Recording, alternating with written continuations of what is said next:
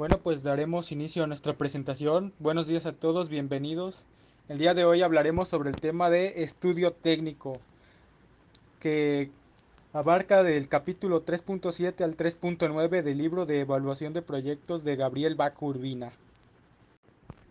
Pero antes de adentrarnos a la presentación, quiero presentar a nuestro equipo de colaboradores conformado por Ángel Pérez Ramos, José Alberto López Va, Mauricio Javier Caballero Ríos, Omar Ortega Hilerio y nuestro compañero Luis Antonio Ronzón Córdoba. El primer tema es el cálculo de las áreas de la planta. Para ello debemos saber que el libro considera 9 departamentos, se podrían decir, en una planta. El primero de ellos es el área de embarque y recepción de mercancías. Y para calcular el área de este departamento, de esta área, debemos considerar el volumen de las mercancías que entran y salen, que recibimos y que embarcamos, y la frecuencia también con la cual lo hacemos. También debemos de considerar el tipo de mercancía, ya que no es el mismo volumen de arena que también de algodón, menciona. También debemos considerar el tipo de presentación, se podría decir, la forma de presentación. Debemos considerar si el pesaje se va a realizar en esa área o se va a realizar en otra área externa. La siguiente área es el almacén. Bueno, almacenes, ya que son tres. Debemos saber que hay tres almacenes: el almacén de materia prima, el almacén de productos en producción y el almacén de producto terminado, como podemos ver ahí. Entonces, para cada una existe un cálculo diferente. La primera, el cálculo del área del almacén de materias primas se hace considerando la mercancía, la materia prima que llega y la frecuencia con la que llega. También hay que considerar el volumen de la mercancía que llega, y entonces, teniendo estos dos datos procedemos a multiplicarlo por el área que abarca, y así obtenemos el área que necesita ese departamento. La siguiente es el almacén de productos en producción. Para calcular el área de esta área es un tanto compleja, ya que es diferente para cada empresa, para cada tipo de, se podría decir, giro, y el tamaño también depende. Por ejemplo, una, el libro ponía que no es lo mismo un almacén de productos semiterminados de una automotriz, por ejemplo, que fabrica automóviles, una automotriz, que una que prepara, que pueda, que no tenga ese almacén, que no necesite de ese almacén. Entonces hay que analizarlo con más detalle. Y para el almacén de productos terminados tiene que estar en coordinación con el departamento de ventas, ya que ellos son los encargados de que salga la mercancía de ahí. Para ello debemos de calcular la frecuencia con la que salen y los horarios del departamento de ventas también, porque, por ejemplo, si tienen horario de lunes a viernes, considera el sábado y el domingo como que la mercancía va a estar en ese almacén, también hay que tomar eso en cuenta. Bien, para el cálculo del área del departamento de producción, es un departamento muy importante, es base para muchas de las empresas. Entonces, para ello hay que ser estratégicos. Y debemos considerar para el cálculo del área las dimensiones de las máquinas, cuánto miden y cuántas son, el número de máquinas. También hay que considerar el número de trabajadores y el tránsito que harán ellos, de las rutas que tomarán para ir de la entrada a las máquinas, de las máquinas al siguiente paso de la producción, o de salidas de emergencia, porque también hay que considerar las medidas de seguridad y las medidas de higiene. Ok, pues voy a hablar del punto 4 del control de calidad. De este punto depende de la importancia que la planta le quiera dar a sus productos con el tema de la calidad. Por ejemplo, si es un producto que se consume en masa, que se elabora en masa, no es tan importante darle una buena calidad porque su precio tiende a ser muy bajo. Entonces, si es un producto que requiere demasiada calidad y está enfocado hacia pues personas que van a pagar un alto costo por un un aparato o un producto que debería tener la suficiente calidad como para no romperse, es indispensable invertir en un sistema de control de calidad personal y tanto maquinaria que te ayuden a reconocer qué productos contienen fallas. Entonces debes de checarlo muy bien, porque si sale ese producto y tiene fallas y el precio a pagar es demasiado alto, pues caerán críticas y el prestigio de tu marca va a caer considerablemente, porque no estás poniendo la suficiente atención a tus productos antes de sacarlos al mercado. Pasamos al punto 5 de servicios auxiliares. Esos son equipos que proporcionan una ayuda, ya sea para mantenimiento o para el correcto funcionamiento de las maquinarias. Es decir, puedes tener un sistema de enfriamiento para tus computadoras o para cualquier maquinaria que requiera estar refrigerada porque se sobrecalienta. Entonces esto es un servicio extra, un servicio auxiliar que deberías estar contratando para que te asesoren de cuántos ventiladores o cuántos aires acondicionados debes tener para que tu equipo funcione correctamente. También personas que estén chequeándote, dándote soporte en cada una de las operaciones que hagas para que no te salgan tan mal y prevengas y antes de que pasen los errores estés preparado. Y pasamos al siguiente punto, el punto número 6. Esto es de sanitarios. En este punto pues es importante que en cualquier planta, en cualquier empresa, en cualquier lugar que se necesite personal, deben tener derechos sanitarios, pues está impuesto por la Ley Federal del Trabajo, que exige que por cada 7 trabajadores por lo menos debes tener un sanitario disponible para su uso. Esto pues no es tan importante que esté de lujo como podemos apreciar en la foto, pero pues debes de tener un sanitario por lo menos para que puedan satisfacer sus necesidades y no condicionándolos a no tener dónde hacerlo y tener que salir de la empresa.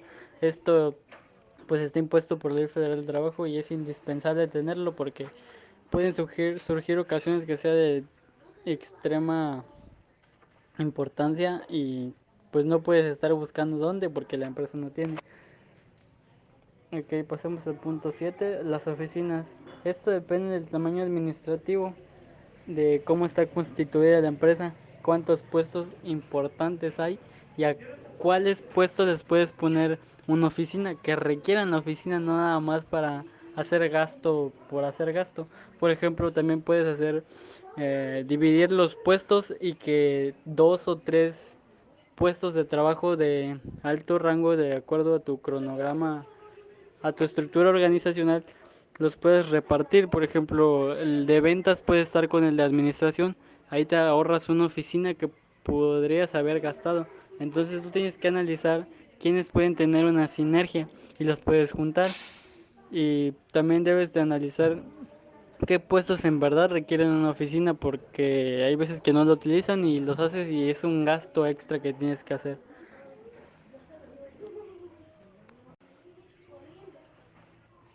Bueno, pasemos al punto 8, que es el mantenimiento. Es importante este punto, ya que pues los equipos, la maquinaria que llegas de tener en tu planta, pues pueden sufrir pequeños desgastes o fallos. Entonces debes de tener un equipo preparado para que cuando surja la falla puedan atender el problema lo más pronto posible para no tener tiempos muertos. Esto, o puedes tener alguien dedicado a ese puesto en tu empresa, en la planta, o puede ser un externo, pero la importancia de este punto radica en que deben estar presentes en cuanto pase el problema, ya que no puedes tener tiempos muertos esperando a que llegue la persona y deben hacerlo lo más pronto posible.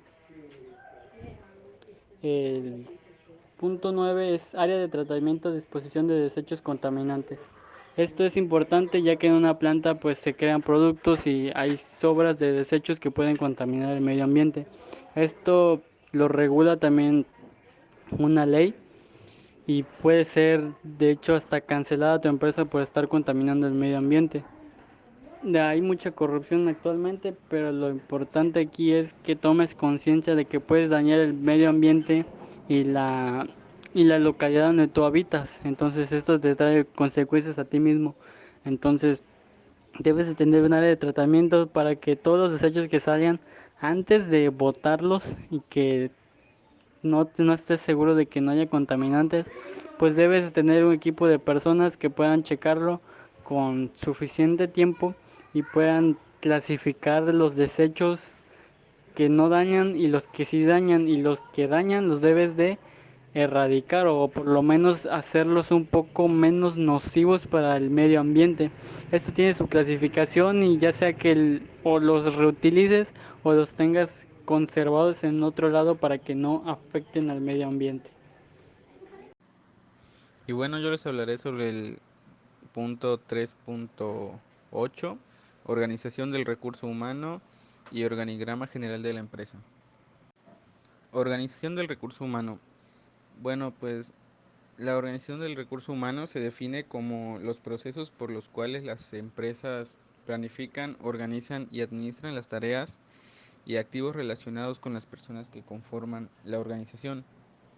Esta gestión involucra áreas como la retribución, la gestión del talento, la formación en las empresas, la selección, la movilidad internacional de los trabajadores, la gestión del clima laboral y muchas otras funciones, entre las que por supuesto se incluyen las tareas administrativas derivadas de esta área. Manejar efectivamente los citados aspectos supone un reto para las organizaciones y de ellas va a depender en gran medida contar con personal adecuado a nivel competitivo y de formación, que se mantenga motivado para ejercer sus funciones diarias y se implique activamente en la empresa camino a la dirección adecuada.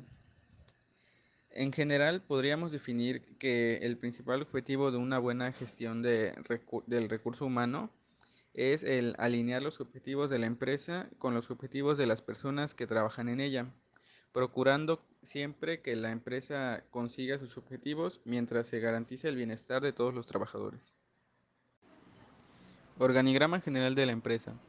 El organigrama general de una empresa, una vez que el investigador haya hecho la selección más conveniente sobre la estructura de la organización inicial, procederá a elaborar un organigrama de jerarquización vertical simple para mostrar cómo quedarán a su juicio los puestos y jerarquías dentro de la empresa.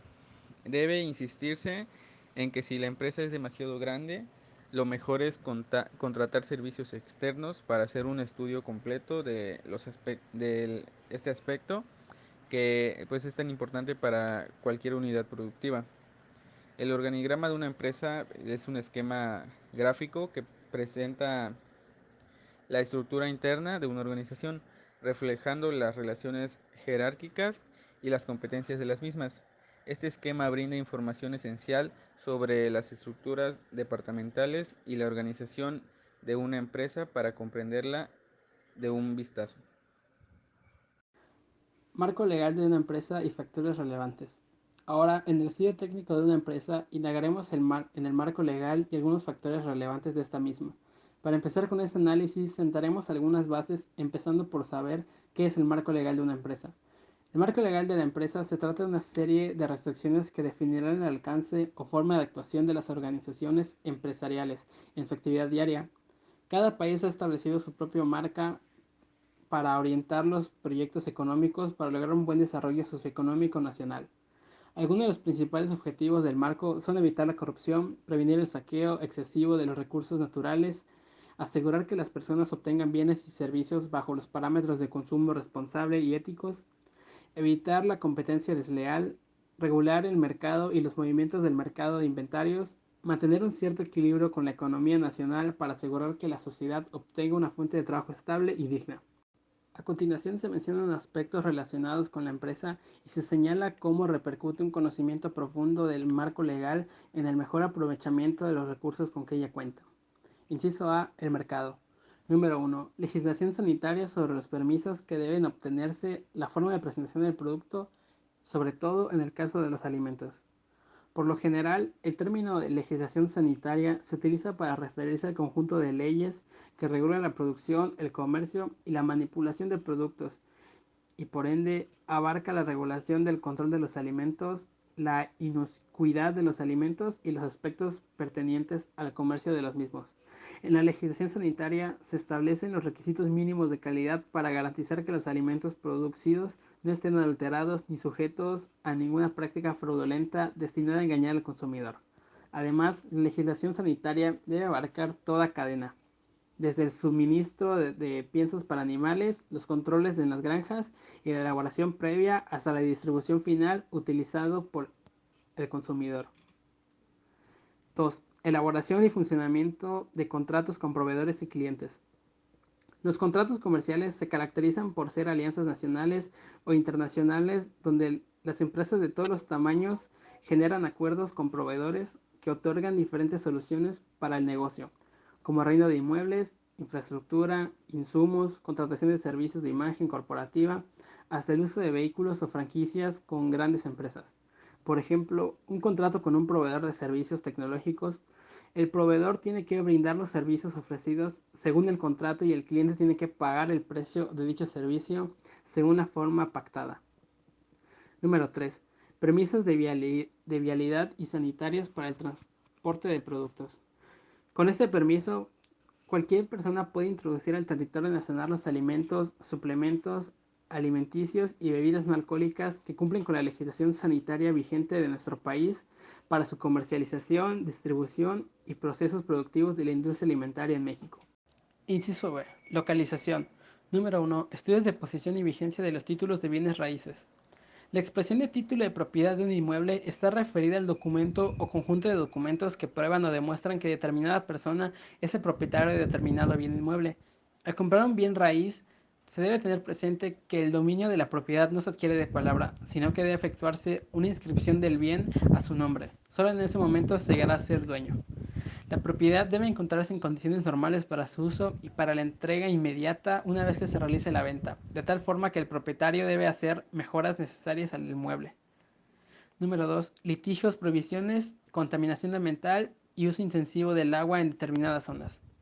En cuanto a la legislación de este tema, hay diversos marcos legales. La principal es la Ley de Aguas Nacionales, que es el ordenamiento reglamentario del artículo 27 constitucional, que regula la distribución y control del agua y designa la Comisión Nacional del Agua como el órgano responsable de ejercer autoridad y administración del agua en nombre del Ejecutivo. Otras leyes secundarias que hemos relacionado a esta con el tema del agua lo pueden ser la del cambio climático, la del desarrollo forestal sustentable, la Ley General de Equilibrio Ecológico y Protección del Ambiente, la Ley Minera, entre otras. La Ley Federal de Derechos, por su parte, clasifica las zonas de disponibilidad de agua y determina tarifas por uso, así como el cobro por descarga de aguas residuales con base en su calidad y la de los cuerpos de agua receptores. Número 3. Apoyos fiscales por medio de extensión de impuestos a cambio de ubicarse en determinada zona. La exención o condonación es el hecho de que el gobierno o la ley te excluyan de la obligación de pago a los sujetos pasivos del impuesto. La exención puede ser concedida por el gobierno o por la ley. La exención que concede el gobierno puede no ajustarse a lo jurídico si la ley es auténtica. La segunda sí satisfará la juridicidad. De lo dicho se desprende que habrá que distinguir el caso en que el gobierno con fundamento legal condone las contribuciones de quien sin tal funcionamiento lo haga. El segundo caso evidentemente implica la responsabilidad para que el funcionario que otorga el perdón, el primero constituye una aplicación de la ley y a que el contribuyente se ubica en la situación prevista tiene el derecho. Número 4. Gastos notariales, transferencias, inscripción de registro público de propiedad, comercio. El gasto notarial se trata del importe sujeto al valor y el lugar donde se localiza el inmueble, el cual es cubierto al firmar compraventa de un inmueble. Estos se incluyen los honorarios al notario público que se elabora en la escritura, los impuestos de adquisición, la gestoría de certificados, así como los gastos generados en el registro público de la propiedad. En México, el registro público es una institución que depende del Poder Ejecutivo, tiende la competencia local y en cada estado de la República Mexicana existe un registro público. Los registros públicos de las entidades federativas se rigen por las leyes y reglamentos locales, de los cuales se establece su organización y sus funciones y facultades. Número 5. Determinación de los honorarios de los especialistas o profesionales que efectúen los trámites necesarios. Como bien dice el artículo 2606, el que presta y el que recibe los servicios profesionales pueden fijar de común acuerdo una retribución debida por ellos. Cuando se trate de profesionistas que estuvieran sindicalizados, se observarán las disposiciones relativas establecidas en el respectivo contrato colectivo de trabajo. También podemos observar que en el artículo 2607, cuando no hubiera habido un convenio, los honorarios se regulan atendiendo juntamente a las costumbres del lugar, a la importancia de los trabajadores prestados, a la del asunto o el caso en el que se prestará, a las facultades pecuniarias del que recibe el servicio y la reputación profesional que tenga adquirida lo que ha prestado. Si los servicios prestados estuviesen regulados por arancel, este servirá de norma para fijar el importe de los honorarios reclamados. Por último, tenemos el estudio técnico. Número 1. Transferencia de tecnología.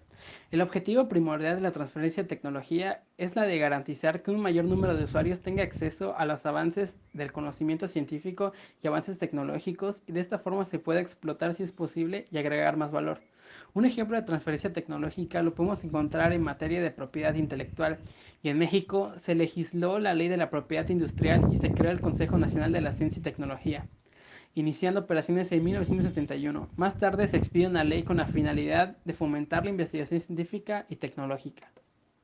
Número 2. Compra de marcas y patentes. Pago de regalías. Se entiende por regalías la remuneración económica generada por el uso o explotación de las obras, interpretaciones o ejecuciones, fonogramas, videogramas, libros o emisiones de cualquier forma o medio. Si bien es correcto que esta definición no habla de marcas, avisos comerciales, patentes ni de esquemas de trazado de circuitos integrales, que son figuras de propiedad industrial por las que también se pueden cobrar regalías. Número 3. Aranceles y permisos necesarios en caso de que se importe alguna maquinaria o materia prima. En el fundamento legal que se rige estos permisos se encuentran los artículos 15 y 16 de la Ley de Comercio Exterior. A su vez, las mercancías sujetas a este permiso previo están contenidas en el anexo 2.2.1 de la clasificación y codificación de mercancías, cuya importación y exportación están sujetas al requisito de permiso previo por parte de la Secretaría de Economía. El acuerdo por el que la Secretaría de Economía emite reglas y criterios de carácter general en materia del comercio exterior es para el caso de exportaciones. Algunos de los supuestos más comunes por los que se expide estos permisos previos son los siguientes: para asegurar el abasto de productos destinados al consumo básico de la población y el suministro de materias primas a los productos nacionales, para regular el control de los recursos naturales no renovables del país, o cuando se trate de productos cuya comercialización esté sujeta por disposición constitucional, y para la preservación de la fauna y flora en riesgo o en peligro de extinción, o para asegurar la conservación y el aprovechamiento de las especies. Número 4. Leyes contractuales en caso de que se requieran servicios externos. Ya en el artículo 66 de la Ley Federal de Trabajo se hablan sobre estos servicios externos. Esta normativa autoriza una jornada de trabajo por circunstancias extraordinarias.